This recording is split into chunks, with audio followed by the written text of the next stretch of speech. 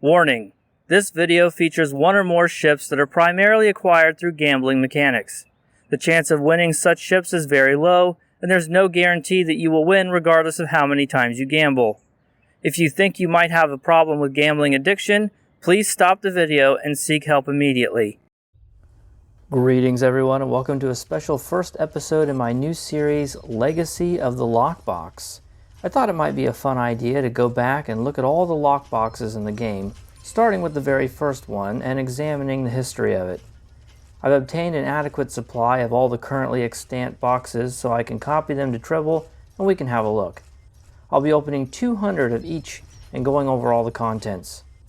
We're also going to look at the historical record as well. I'm going to go over the original blog posts for these boxes and touch on any community reactions I can find that were contemporary to the time period, as well as drawing on my own memories of the game from back in the day. I hope it'll be fun and interesting look into the past, and if any of the stuff still holds up today, we'll talk about the best ways to obtain it here in 2021. With that out of the way, let's look at the Cardassian lockbox. In order to set the stage, let's first turn to the original blog post. Season 5 Dev Blog number 19. Starting after the maintenance this Thursday, February 9th, 2012, a new item will begin dropping as loot in the game. This item is called a Cardassian lockbox. When a Cardassian lockbox is opened, it will grant the character that opens it a random reward. And I think this language is a little bit dangerous because when most people hear random, they make a naive assumption that all of the outcomes are equally likely. That is to say that the distribution is uniform. But oftentimes that is not the case. These rewards range from a rare starship to some great new items. And when it says rare starship here, it's not clear whether they're referring to the rarity of the ship compared to the other items in the pack, the rarity of it compared to other ships in the game, or the rarity of its stats, its power level. It's all very vague and misleading. The possible rewards are a box with a Cardassian Galor class starship, a box with a powerful cross-faction console. When opened by a Federation character, it contains a graviton pulse generator console, which is normally only available to Klingon players who purchase the Pew Jag Raptor, and when opened by a Klingon character, it contains an impulse burst console, which is normally only available to Federation players that purchase the Gladius Escort. This is the only way to get a console that is normally restricted to the other faction, making these consoles especially valuable. So we also see the introduction of some cross-faction consoles here. A box with a Crossfire Tribble, we're going to look at that later. A Duty Officer pack, just like the one sold in the C-Store. Ooh boy. A large commendation boost, a small commendation boost, a skill point boost, which grants a 20% bonus to skill points. A box with a dilithium Horta companion, a Select Cub companion pet. A box when opened contains a Deep Space Nine Federation costume pack. And we're going to look at all this stuff later. A shield pack box. This box contains a random blue or purple quality shield for a starship or personal shield for ground use. The item awarded is at an appropriate level for the character that opens the box, and my goodness, if you thought the contents of lockboxes were bad these days, they were literally putting vendor trash in these boxes back in the day. You could also get a small box with a stack of Gamma Quadrant commodity items, which I believe the only way to get those now is through the Infinity lockboxes, but there may be another way. And a box with a stack of double bonus consumables, which are just the double batteries, so you can get aux and shields or weapons and shields or whatever. There's 8 different ones, 4 for space and 4 for ground, and you'll get a 5-item stack of one of those consumables. And that's it. These are the contents of the first ever lockbox in Star Trek Online's history. So let's come down a little bit further here. All items that can be awarded by the Cardassian lockbox can be traded or sold on the auction house to other players. It's funny they call it an auction house because it's called an exchange in game. I don't know if that was different back then or not. So if you get something you don't want or need, you can trade them anyway. The lockboxes themselves can also be traded or auctioned if you don't want to open them, even though it's the keys that really have value. To open one of the lockboxes, a character will also need an item called a Master Key. Master Keys can be purchased in the C-Store for 100 CP. It wasn't called Zen back then. They were called C points, or in a 10-pack for 900 CP. If you attempt to open a lockbox without a key, it'll give you a warning message. Now, while playing, be on the lookout for special gold lockboxes. This is especially interesting. This first ever lockbox, the rules really weren't quite set yet. The standards weren't set. The expectations weren't set. They had a gold version, for crying out loud. These boxes have significantly higher odds of rewarding the more desirable items. And we're going to talk a little bit more about those later. Complete details on the Cardassian lockbox will be available in an FAQ. Unfortunately, I wish I could show you that FAQ. There might have been something fun or interesting in there, but it is no longer available. I believe it was on the forums maybe, and that link doesn't work anymore. So this is it. This is the first announcement for the first lock. So, how did the players at the time take to the announcement? I managed to find an absolutely fascinating time capsule of a video from a YouTube channel by a guy named Thomas Rowan. He hasn't posted a video in years, but his blog and Twitter are still active, so I reached out to him for permission to play portions of it for you. He was very gracious and prompt in accepting my request. 1,000 thank yous to you, Thomas. Let's have a look. They started it yesterday. These Cardassian lockboxes are dropping. And in order to open them, you need to purchase a key from the C-store, and every key is 100 points. I have a slight problem with this, as last night in a couple hours of play, I managed to get 3 of these boxes. So that would have been 300 points, which is about a quarter of the C-store points I have. Now, admittedly, I can recoup that in a month. The issue is that I get 400 a month. So I could hold on to these boxes for as long as I like, because the keys will never be pulled out of the store because they implemented this. And also, if you have too many keys, because you can buy a 10-pack for 900 points. Woo, 10% discount. Buy 9, get 1 free. The keys will be used in other lockboxes later down the road. I've got 3 sitting in my inventory, but I'm resisting buying the keys because I would rather save my points and purchase things like, I don't know, more room for my duty officers. I love my duty officers. I mean, they're amazing, but as it is, I'm up to 300 on my main character, a capacity of 300. He has just under 200, and the maximum capacity you can purchase is 400. So as you can tell, I've already purchased 2 upgrades, and that's 580 points. I believe his video is worth a watch all the way through, so I highly recommend that you do that, and I'll put a link to it in the description. But I want to single out one part. He talks about the idea of opening 3 boxes. We all know now that opening 3 boxes is almost guaranteed to get you nothing of value. The drop rates weren't really sussed out by the community yet because it was all new back then. And as I said before, the blog can give you the mistaken impression that you have a much better chance of getting the ship than you actually do. You need to open hundreds if you actually intend on getting the ship, and in fact, we'll soon see I only opened 1 ship in 200 boxes. He compares the purchase of the keys needed to open the box with a C-store purchase, like expanding his duty officer roster. This leads me to believe that people didn't really understand the true disparity in the value of the items in the box. If you don't open enough boxes to get the big prize, which has a massively oversized influence on the average value of all the boxes you've opened, then you're just wasting your money. People these days generally understand that buying small amounts of keys is best reserved for selling on the exchange or opening explicitly for small amounts of Lobby. That's not to say that there aren't any good things in lockboxes worth spending a key on outside of the ships, but these early boxes don't have some of the more impactful stuff we've come to expect, like personal traits, starship traits, bridge officer manuals, and unique weapon packs. He also brings up the system messages, letting everyone in the game know that someone has won a ship. I am reluctant to invest in any keys whatsoever. I'm also pretty ticked at the developers right now, because they did something that I think is pretty silly.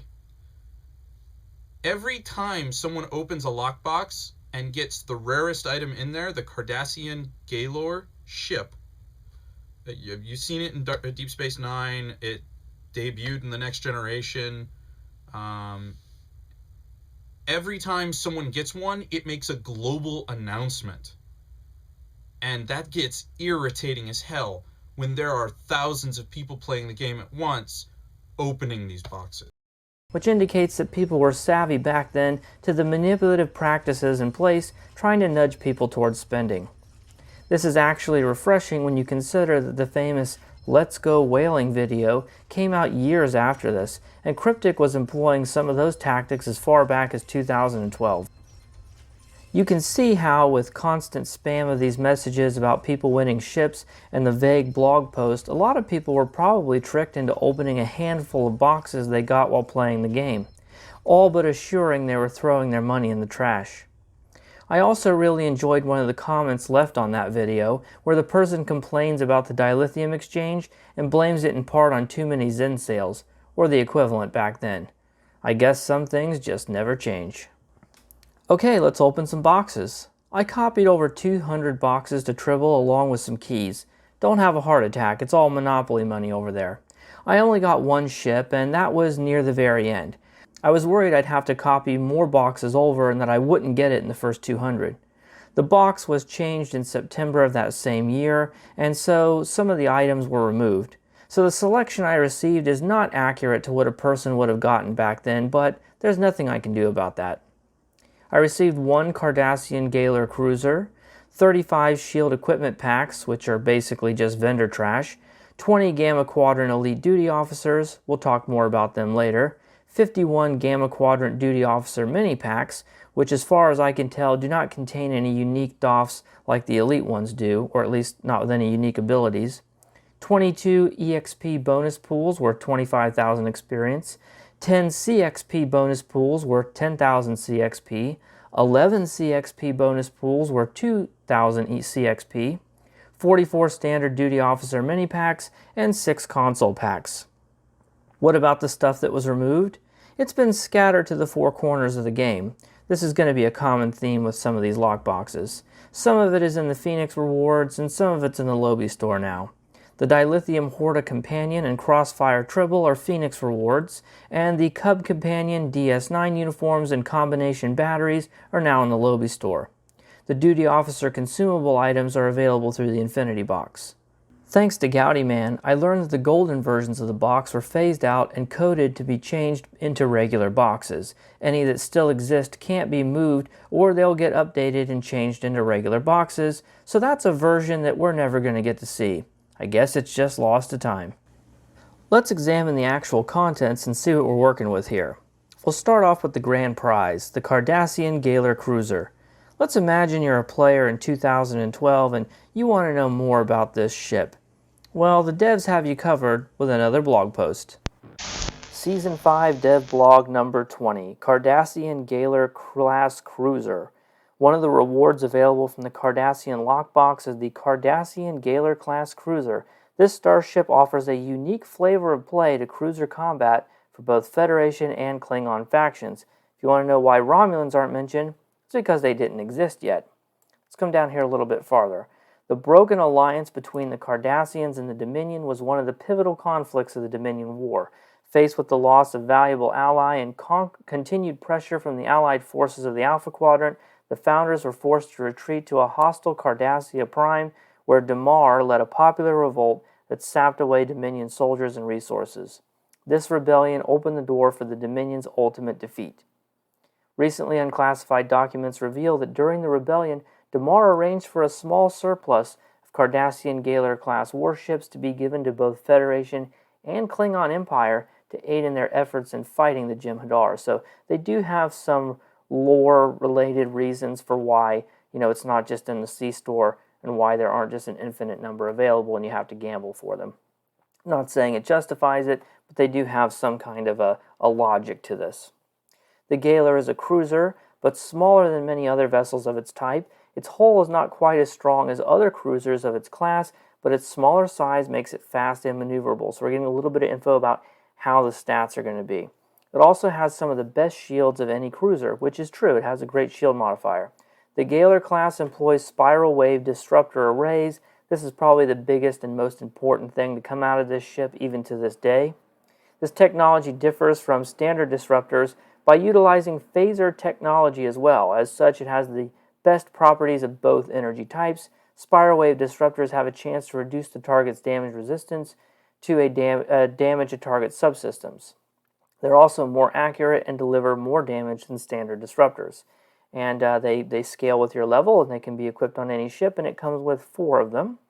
And so let's look at the stats of the actual ship. Requires Rear Admiral or Brigadier General rank level 40, and there were no Tier 6 ships yet because Delta Rising had not come out, so this is, of course, a Tier 5 ship. It has a 4-4 weapon layout. It has a Lieutenant Commander Tactical, a Lieutenant Engineering, a Commander Engineering, an Ensign Science, and a Lieutenant Universal, and I have to say, this seating is not terrible, even to this day. Of course, it doesn't have specialization seating. That didn't exist yet, but you could do an okay build here. If you do aux to bat 1 and 3, emergency power to weapons, emergency power to engines, maybe engineering team and let it go. That would use up the engineering seat. You could do a beam overload build. You could do a fire at will build with entwined tactical matrices. You could have hazard emitters on that science seat. So there's plenty of flexibility here to do either kind of beam boat, which I think would be the way you'd want to go here. Should also mention that it does not list cruiser commands because those also did not exist yet. This is so far back in the game's history that it predates cruiser commands. Of course, if you get the ship these days, it will have the full suite of cruiser commands. So you could use it as a tank. You could use it as a tank with tracked fire. And let's look at the consoles. It has 3 tactical, 4 engineering, 3 for science. Not bad. It's weirdly tactical focused. And it has a shield modifier of 1.3, which is actually very good for a cruiser. Impulse modifier of 0.17, which is decent. Turn rate of 10, which is high for a cruiser. So that fluff up there was accurate. It does have good maneuverability stats for a cruiser. And interestingly, it does not list a hull modifier. That's because back then it just had a flat amount, basically. So the base hull is 37,500. If you get an upgrade these days, you should get a free upgrade to Tier 5U because it's a lockbox ship, and then you can apply a Tier 5UX coupon, the experimental upgrade, so you can take this all the way up to Tier 5UX. If you do that and bring it up to line with Delta Rising, it gets a hull modifier of 1.25 according to the wiki. So if you want to know what the hull modifier is, it's actually 1.25. So 1.25 hull, 1.3 shield, those are very high numbers. It has 10 power to weapons, 10 to shields. Like I said, it comes with those 4 spiral wave disruptor arrays. Those are very, very strong. And there's a good chance you actually own this ship even if you've never gambled for it. And that's because if you bought the big Gamma Vanguard pack, the big one, not the small one, the starter one, it comes with this ship as well as the Tier 5 Jem'Hadar Strike Wing Escort, or Heavy Escort Carrier as it was known back then. So this is it. This is the first stats blog for the first lockbox ship in the history of the game. And now back to Other Me to continue the video. Okay, let's talk about the other items, and we'll start off with the duty officers, specifically the elite ones. Each elite officer pack gives you 1 doff from a list of 7. There are Federation and Klingon versions, but they only differ in name and appearance. They have the same effects. The different effects are as follows: 33% chance to launch 4 extra shuttles when using boarding party, a 15% chance to knock back on melee attacks, a 20% chance to apply extra radiation damage when using charged particle burst, a 15% cooldown reduction on attack patterns Omega and Beta, increased aux power while cloaking, a 1% chance with beams or cannons to remove up to 3 buffs from the target, and some bonuses when using batteries, including Cat 1 damage, resistances, control expertise, perception, and subsystem power, depending on the battery used. All buffs lasting for 20 seconds. The one that gives radiation damage is probably the most useful, although none are really speaking to me. Let's talk about the consoles. There are 2 of them, Graviton Pulse Generator and Impulse Capacitance Cell. Although the choice box still exists, you can find it on the exchange, You can get these with dilithium via the low-level ships they originally come on. The Graviton Pulse Generator comes with a Tier 4 Poijagrator, and the Clicky does a cone-shaped maneuverability debuff. The Impulse Console comes with the Tier 2 Escort refit, and the Clicky gives you a temporary maneuverability and defense buff. Neither has passives, and they aren't much to consider by today's standards, but do know that they can be had if you so choose without gambling of any kind. The Deep Space Nine uniform pack, as far as I can tell, is the same one now in the C-Store, but it's also available in the Lobi store for 150 Lobi. The Horta pet, which is in the Phoenix store now for an uncommon ticket, seems to only have 11 charges, as it's a combat pet. I'm not sure if that differs from the original one. Either way, it's an absolute unit. The Cat Companion is purely cosmetic, but I will admit that it's rather cute. It even sits up to beg. They clearly put some animation work into it. You can also find that in the Lobi store for 30 Lobi. The combination batteries are in the Lobi store for 1 Lobi each and are a complete waste of time and resources in my opinion. The Crossfire Tribble, which is now also in the Phoenix store for an uncommon ticket, isn't half bad. It gives you damage resistance if you're in RPG mode, which is just to say the regular mode you're in all the time, and it gives you a damage bonus if you're in shooter mode, which is the mode where you freely aim your reticle around. The other stuff doesn't warrant much of a discussion. Bonus pools, run-of-the-mill duty officers, and shields, which are the same as you'd get from any enemy drops. And that's it. To be honest, outside of the uniforms and the ship, it's mostly junk in my opinion. The only vaguely interesting stuff outside of that has been moved to the Lobi and Phoenix stores. We've already come a long way in terms of lockboxes, which now include the aforementioned traits, kit modules, weapon packs, etc. The blog posts have also evolved. We now get more pictures and even cinematics as standard. And this is it, the first lockbox in STO history. It's been quite the little journey, and I'm looking forward to the next one. Thank you for joining me. Let me know what you thought in the comments down below. I'll see you in the next one. Bye for now.